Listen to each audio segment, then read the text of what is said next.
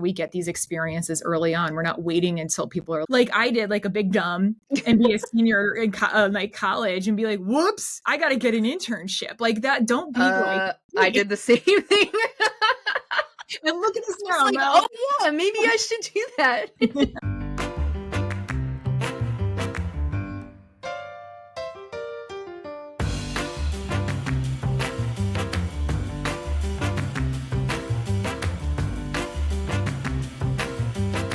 Welcome to Your Work Friends. I'm Francesca. And I'm Mel. What's going on, Mel? Listen, the sun is shining past 7 p.m. You can't tell me anything. There's no such thing as bad news anymore. Yeah, super fair. Super fair. Until we get through this episode. What's going on with you?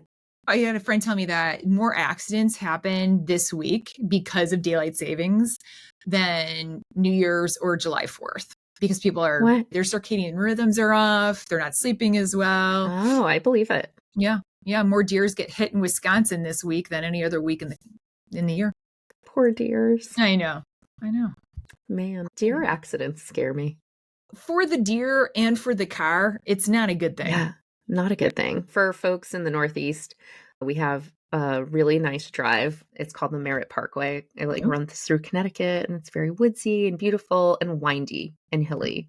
So there's a lot of deer carcass that are happening. And I remember at one point I was driving home. It was like 11 o'clock at night, and I saw something on the road in front of me.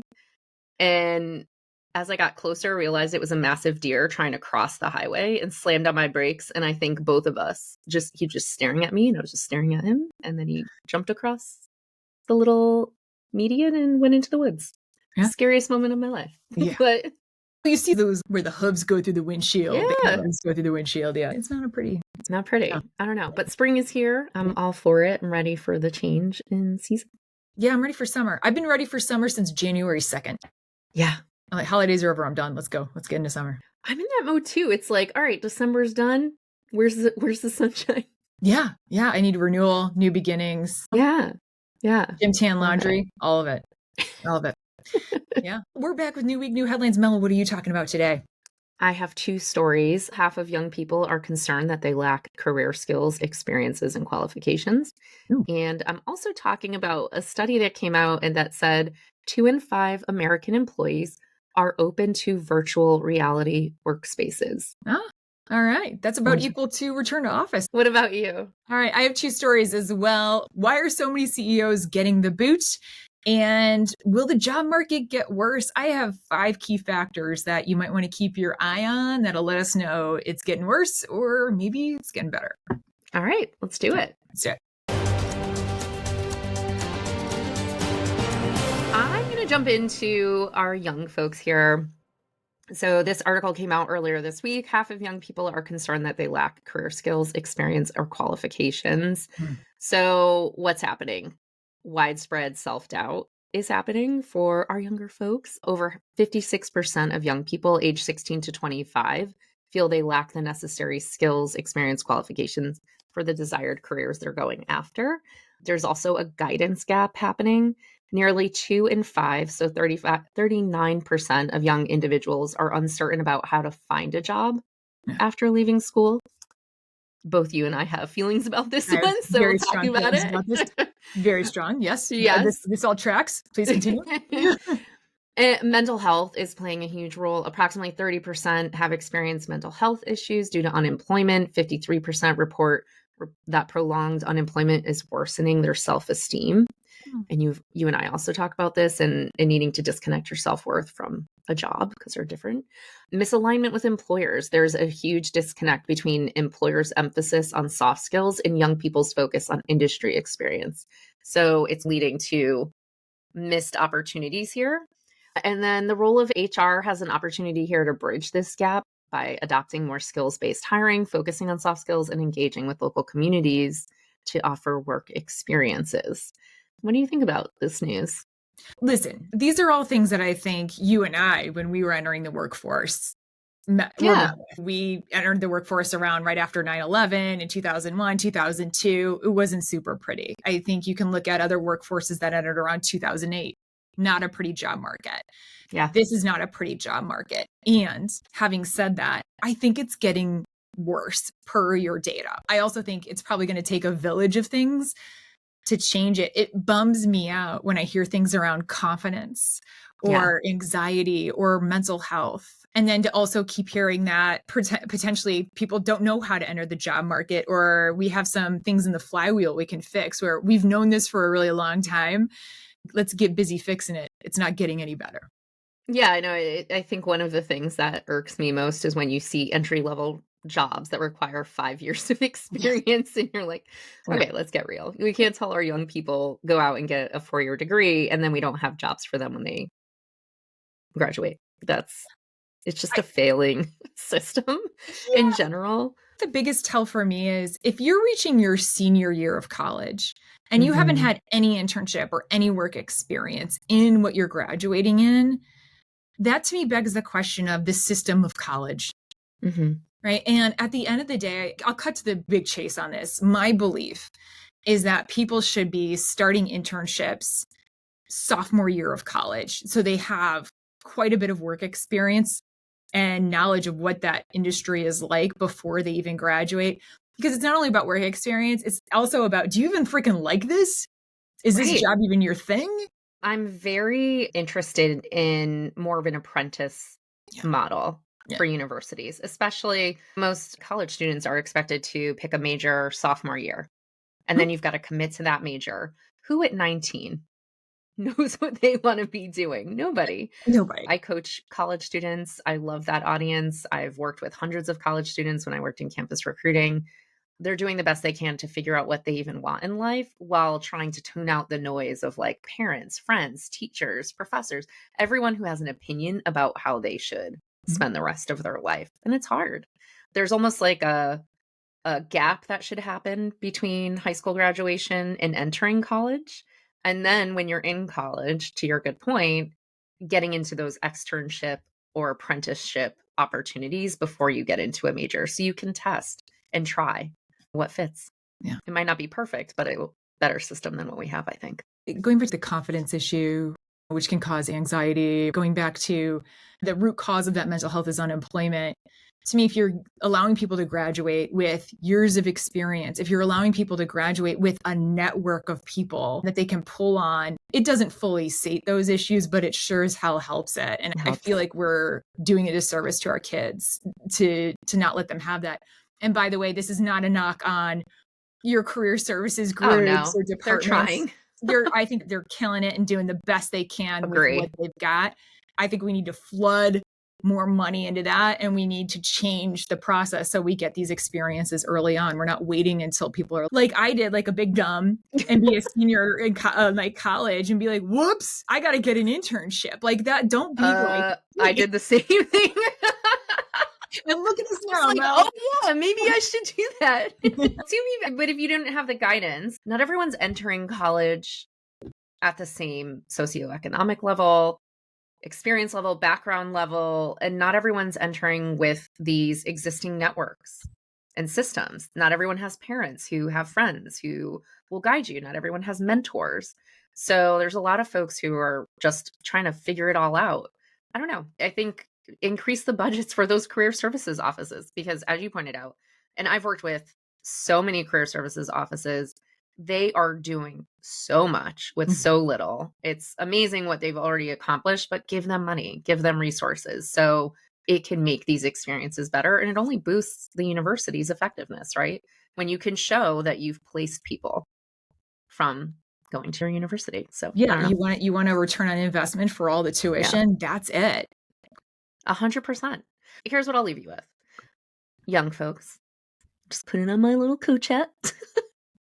I'm just going to share with you, nobody ever feels ready. It's not just you. If you think everyone else has it all figured out, we don't. Let me introduce you to myself, Francesca. We're still figuring it out daily. And then everyone feels imposter syndrome. I am 45 and I still have peers. I have people that I've worked with in the C-suite who have shared their imposter syndrome. It never goes away. Not to scare anybody. It doesn't go away. It's internal and something that you just have to like take a breather, take a beat, and work through. Employers know you're still learning, so there's no expectation you come in and know it all. focus on those soft skills, make sure you're really leaning into that, what you know. You bring curiosity, you bring problem solving, you bring the ability to Google things quickly, and you know how to convert Word docs into a PDF. So lean into that. Soft skills are your secret weapon. So if there are any young folks listening to this, you don't need 10 years of experience, but guess what? Are you good at communicating? Are you good at working in a team? Are you good at taking initiative? Those are gold. So make sure that you're tapping into that and that you're highlighting that. Employers actually care more about these things than the Excel formula that you don't totally understand. You can Google that and figure it out, right? And then experience comes in a million different forms: internships, volunteering, side projects, all of it counts. You don't need a fancy title to prove you got skills. Did you organize a fundraiser? Then you have skills. Did you start a side hustle with your friends? Did you run a club? That's leadership. So lean into that. I guess from the employer side, please look at your job postings. If you have anything that's entry level and needs 5 years of experience, cut that shit out. That's arbitrary and doesn't make sense. Mentorship, if you can, offer more mentorship opportunities. And then talk with your young employees about growth opportunities. It doesn't have to be their career path, but just tell them your story. Get to know some young people and really have some heart-to-heart conversations so that they can lean into you and you can lean into them and understand them better. Sage advice. That's that. What would you add? Don't wait until your senior year to start your Handshake account or your LinkedIn account. Somewhere around junior year, right? Somewhere around junior year, just get your ass on Handshake, get your ass on LinkedIn, start connecting with every single person you know. Neighbors, mom and dad's friends, cousins, every kid that's in your frat, sorority, I don't care, whatever, the rando kid that's in your ceramics class. Connect with as many people as you can. Your network has a bit of a compound interest. Start your network now. Just connect in. Call me in 10 years and thank me. Yeah, your network is your net worth, baby. Get that tattooed on your forehead. Just kidding, get a mug. Oh, what's going on with the job market? Listen, will the job market get worse? There are 5 key factors that I'm looking at that are going to tell you yay or nay. And I really think most people need to look at this because we had the jobs report come out last week, the JOLT report as well. There's some interesting things happening in the job market, and it's really at a crossroad. We have steady job growth, but then we have challenges like underemployment and a lot of economic uncertainties. Do you feel this in the news, Mel? Yes. The Atlantic came out with that frozen job market article, right? Yes. And talked about the trifecta that's happening, where less job openings, people aren't leaving, and organizations are terrified of overhiring right now. That's right. There are a few others I need people to look at because here's the deal. Staying informed, staying adaptable is going to be crucial for employees navigating this really evolving landscape, sometimes evolving within the day. And so keeping your eye on these 5 things is really going to give you a sense of how stable is this or not. Number 1 is looking at things like what is going on with the federal workforce reductions? Okay, we've heard DOGE go in and get rid of 50% of the Department of Education, USAID, et cetera, right? That'll continue. By the way, the federal government is the largest employer in the United States. Yeah. The unemployment rate in March is going to go through the roof because of this. Yeah. So this is going to be a really big thing because the Trump administration has implemented significant layoffs across various federal agencies, Department of Health and Human Services, Education, USAID. These cuts have raised a lot of concerns about the impact on public services and the economy. And I think, again, because they are the largest, because we don't know what's going to happen to some of these services, that is one thing I would watch in terms of what happens because of that impact. That's number 1. Number 2 is trade policy. We've seen tariffs get put on and in the same day get taken off. We've seen the tariffs get put on and in the same day, right? It is the definition of uncertainty. What do corporations hate more than anything? It is uncertainty. Because when corporations are uncertain, just like you might be, if you're uncertain if you're going to lose your job, if you're uncertain if you're going to have to take a pay cut, what are you going to do? Yeah, you're looking at your budget and where you're going to cut. 100%. You're not going to hire. They're not hiring. It's going to be a hiring freeze. It's going to be a hiring freeze. It's going to be an efficiency freeze. It's going to be a lack of investment. And so that has a big deal with the job market. Once we have some stability with what's happening with tariffs, even if they stay put, that's good for the job market. If it keeps being all over the fucking place, that's bad for the job market because of the uncertainty. Yeah. This is going to be a roller coaster for a while. And even all of the federal government's being sued and having to reinstate those jobs too. So it's going to feel like, what am I on for quite a while? Yeah. It's so clumsy, but yeah, it's a ride. It's a ride. The other thing, because of that economic uncertainty, you have layoffs in major corporations. Sometimes this is for just block and tackle efficiency that they were going to do anyway. I'm looking at you, Meta. I'm looking at you, Starbucks. I'm looking at you, Microsoft. That's continue to happen in 2025. If you start to see more and more layoffs because of the economic uncertainty, that's going to tell you the job market obviously is going to get worse. But again, if we see it ticking up, no bueno. By the way, when Trump was first announced, most forecasters were thinking that the job market was going to pick up very steadily around this time. It should have been way stronger than it is because we thought it would be more certain, because we thought the Trump administration would be very business friendly.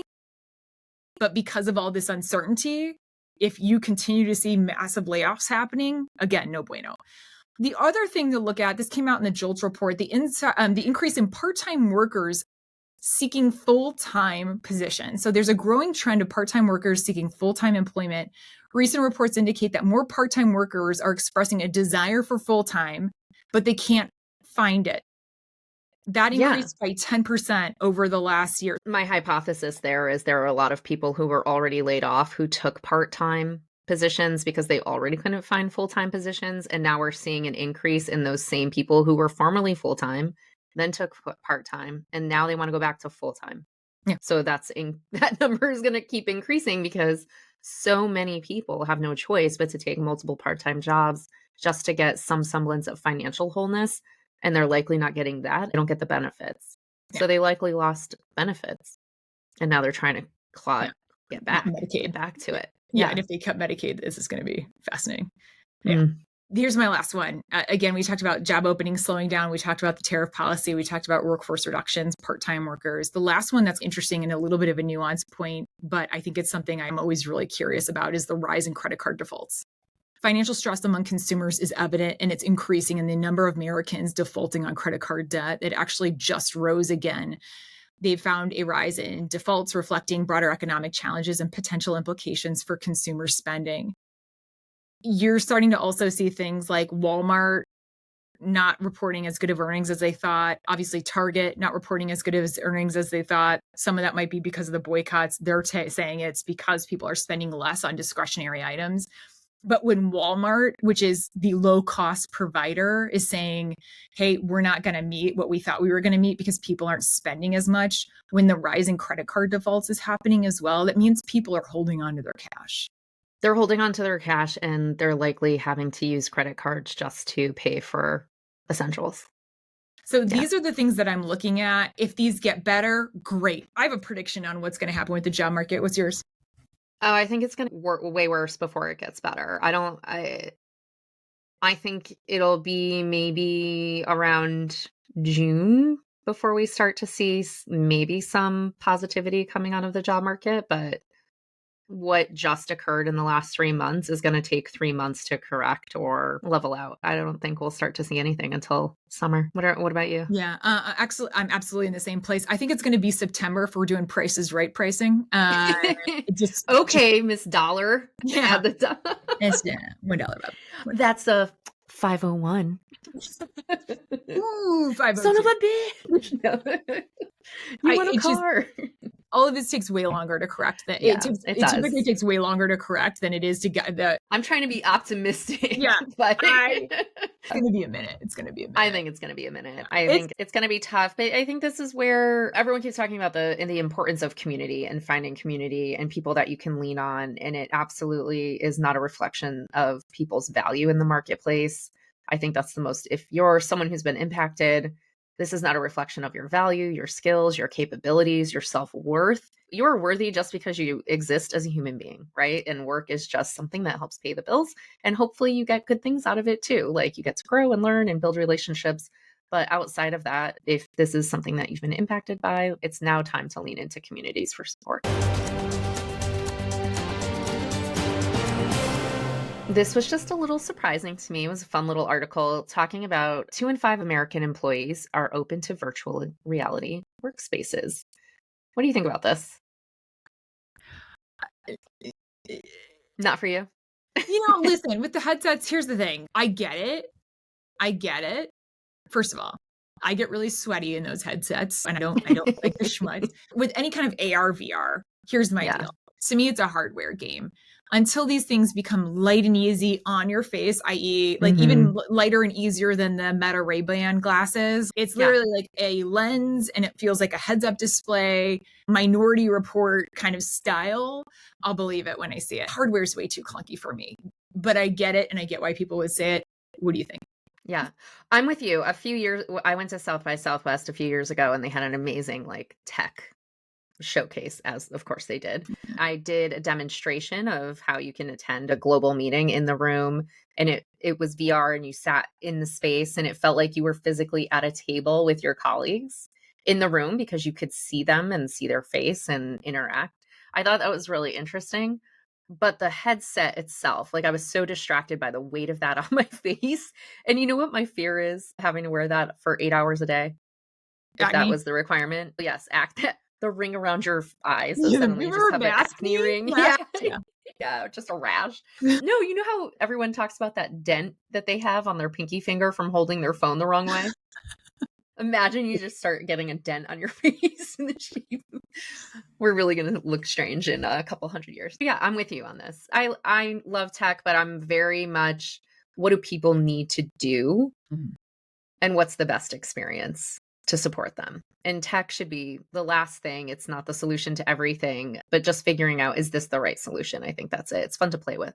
So a recent YouGov survey revealed 40% of American office workers are open to working from home using a VR headset, while 37% still prefer traditional in-person office interactions. Makes sense. Among professionals age 18 to 29, 57% prefer working from home using a VR headset. Look, that group in particular was impacted by COVID in a very different way. They're growing up in a very different environment, so I get it. I can see it. Compared to 35% of folks who favor traditional office settings, only 31% of those aged 45 to 64 support virtual workspaces, and nearly half, 48%, preferring in-person interactions. For workers aged 65 and older, only 18% favor a VR office and 64% the traditional environment. So the data is indicating there is significant openness to this among younger professionals, suggesting that it's something workplaces should explore. But I think we're still early days. I don't know. I'm curious to hear from listeners and see what they think about this too. Yeah, me too. Yeah, I'm for it. I'm for it if it can be immersive and if it's solving the problem we really need to be solving. Correct. We talked with Twenna Blomstrom about tech debt, human debt in the workplace. These are the techno stress. We talked about that topic. I can't imagine the change management for something like this right now when everyone's complaining just about tech overload with things like Zoom and how that's draining their soul. We'll see. We'll see what happens. Yeah. See what happens. Got to buy that real estate in Metaverse. Is that even for sale anymore? Did we just... Is that for sale anymore? Whatever happened to that? Whatever happened to Metaverse? Metaverse is like... Meanwhile, they're like, we're still thriving. Where are you? All right. Last one. Okay. Why are so many CEOs getting the boot? Last week, a report out from Challenger Gray and Christmas let us know that 2024 wasn't just a rough year for CEOs. It was actually the roughest. Nearly 2,000 corner offices emptied out, and 2025 is already breaking records because we have the January report in. Here's the deal. The job of a CEO is becoming way less stable and high pressure. Boards are acting faster to replace leaders, particularly in consumer-facing industries. Okay. Just like the job market factors like increased investor scrutiny, rapid market shifts, higher performance expectations, or shortening CEO lifespans. And the idea of this like long-term visionary CEO is honestly just becoming super rare and being replaced by shorter, higher impact life cycles. It's fascinating. Some stats for you coming out of it's a combination of blanket stats and Challenger Gray and Christmas report. In 2024, we saw a ton of CEO departures. Nike's John Donahoe, the Starbucks CEO. In 2025, we're seeing it. Nissan, you texted me last week, right? Yeah. No slowdown. January saw a record 222 CEOs out. That's up 73% from just last year. Wow. Which is significant. And the hardest hit industries, retail, tech, finance. What's the trend here? So CEO tenure has declined over the past decade. The median tenure among S&P 500 CEOs dropped 20% from 6 years to 4.8 years. Oh, wow. Yes. And CEO turnover is happening faster than before, again, with leaders staying 34% less time since the peak in 2017. So it's shifting. Now, I will say 2017, for some rando reason, CEOs just stayed put. But that trend ever since then is bye. Our CEOs just give me the golden parachute, I'm out. What's happening? There's a couple things happening here. Per the report, what's driving the exodus is boards just have a shorter fuse. They're expecting way higher performance for what they're getting. And when they're not getting it, they're making that action to get rid of the CEO much more quickly than they used to. You and I have talked about this. You and I have talked about shareholder power here, right? And how shareholders, like any stakeholders, need expectations managed. And is that really happening? And how much of shareholder pressure, and we've seen it recently with some of the DEI decisions, right? But when is shareholder pressure really good? And when is it actually more disruptive and harmful to a business? So where I'm going with this, we interviewed Ashley Goodall about the problem with change. And when you have these CEO cycles shift so frequently and so fast, all that does is create more of that, what Ashley calls the life in the blender for your organization, which stifles innovation, it stifles business, it stifles growth. So it's just constant churn. And I don't know, I'm curious about shareholder power here. And when do you say no to shareholders as a board to have more stability as a business? I think that's going to be a very important question to ask, especially now. Think about all the economic uncertainty that was happening in 2024. Right. And think about all the economic uncertainty that's just happened in the last few months. Okay. Right. It is exponentially more in 2025 than it was in 2024. And to your very good point, the expectation of shareholder return quarter after quarter remains. And so I think this situation is going to get quite a bit worse because boards still are acting like there's some sort of unicorn in every CEO. And that somebody's going to be able to come in and turn this shit around on a dime. And to your very good point, it just doesn't work that way. Yeah, change takes time. Mm-hmm. It takes a year, maybe more, just to understand the inside and out of an organization. So a new CEO coming in, trying to understand the lay of the land, even if they're someone that's been there for a long time, I don't know, like it just to understand takes a year. What you're going to see, and you're already starting to see it when you look at what's happening at Starbucks, right? With the CEO coming in and saying, we're laying folks off. We need to do 1, 2, and 3 right away. He has not been in tenure for more than 6 months. He's making big moves right away. You're seeing it at Gap too, with the idea of bringing back the 90s brand and a lot of repositioning the brand as a place to be in the cultural conversation, right? They're making big moves very quickly. What that does sometimes to the employee experience in terms of being in the blender is it goes, so if this is a Vitamix in 2024, if we were on 5, now we're on 8 because the market loves the big moves, because in the big moves is the hope of change and is the hope of returns until it's not there. But if you're looking at things quarter by quarter, you're like, yeah, this is going to be great. So I think we're in for a continued blender. It's interesting to look at, though. And I think there is a positive here, right? Okay. One of the things that I thought was really interesting is when you're looking at who these CEOs are getting replaced by, on one hand, it's not great because men are more and more taking over these CEO roles. The CEO gender gap isn't closing, it's widening. When women CEOs leave, 55 are replaced by men. When men leave, only 18% are replaced by women. So again, the small representation of women is dwindling. There's that. On the positive, though, there's a lot of internal succession happening. 77% of the time, these appointments are by someone internally. And I think that's great. Yeah, I agree. Internal succession, they know the culture. They're probably working on an agenda that's been in place. Again, for employees, sometimes it is much less of a blender. And it also shows that there's growth and development, and your talent management team in those companies is working because you have a ready to go successor. So kudos to those folks. Yes. For employees, you might be a little bit in the blender. Yes, you might have some instability, but the other thing I will let you know is that there are always opportunities. Never let a crisis go to waste. There are opportunities for movers and shakers. With change comes opportunities, and the employee that can adapt quickly and find themselves in position of influence are the ones that are going to win. So look for those opportunities. They will be there.